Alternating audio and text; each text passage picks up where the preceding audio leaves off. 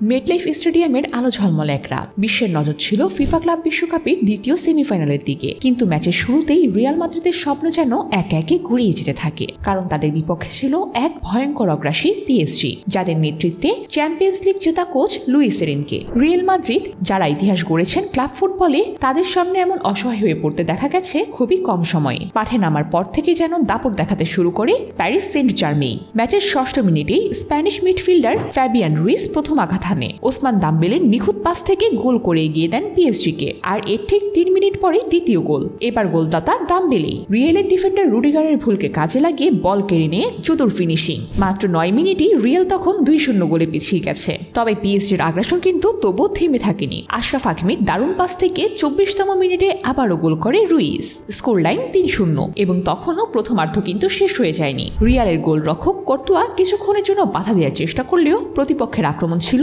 একদম বিধ্বংসী। প্রথমার্ধে এক প্রকার শেষ হয়ে যায় রিয়ালের ফাইনালে ওঠার সম্ভাবনা। দ্বিতীয়ার্ধে কামব্যাকের কিছুটা আশা ছিল, কিন্তু মাঠে আর তা দেখা যায়নি। পিএসজি চালিয়ে যায় তাদের পরিকল্পিত ফুটবল। ম্যাচের 87তম মিনিটে গনকালো রামোস স্কোর লাইনকে 4-0 করে দেন। গোল করার পর জাতীয় দলের প্রয়াত সতীর্থ দিয়েগো জোটার প্রতি শ্রদ্ধা জানিয়ে করেন তার ট্রেডমার্ক সেলিব্রেশন। ওই দুর্ঘটনায় জোটা ও তার ভাই আন্দ্রে সিলভা গিয়েছেন মাত্র 1 সপ্তাহ আগেই। পিএসজি যখন গোল আর সেলিব্রেশনে মাতোয়ারা, রিয়েলের তারকারা তখন যেন ছায়া হয়ে ঘুরে বেড়াচ্ছেন মাঠের এক কোণে। কিলিয়ান এমবাপ্পে তার সাবেক ক্লাবের বিরুদ্ধে ফিরে পেলেন না আলো। ভিনিসিয়াস জুনিয়রও যেন গ্লান হয়েছিলেন পুরোটা সময়। শেষ বাঁশির সঙ্গে সঙ্গে 4-0 গোলে হার নিয়ে মাঠ ছাড়ে রিয়াল, আর ফাইনালের টিকিট কেটে নেয় পিএসজি। সামনে এখন তাদের প্রতিপক্ষ ইংলিশ জায়ান্ট চেলসি। মেটলাইফের এক রাত ফুটবল দুনিয়াকে দেখিয়ে দিল পিএসজি এখন কেবল তারকায় ভরপুর একটি দল নয়, তারা একটি ভয়ঙ্কর ও পরিণত দল। আর রিয়াল মাদ্রিদ, তাদের জন্য এই রাতটা শুধুমাত্র একটি মর্মান্তিক স্মৃতি হয়ে রইল।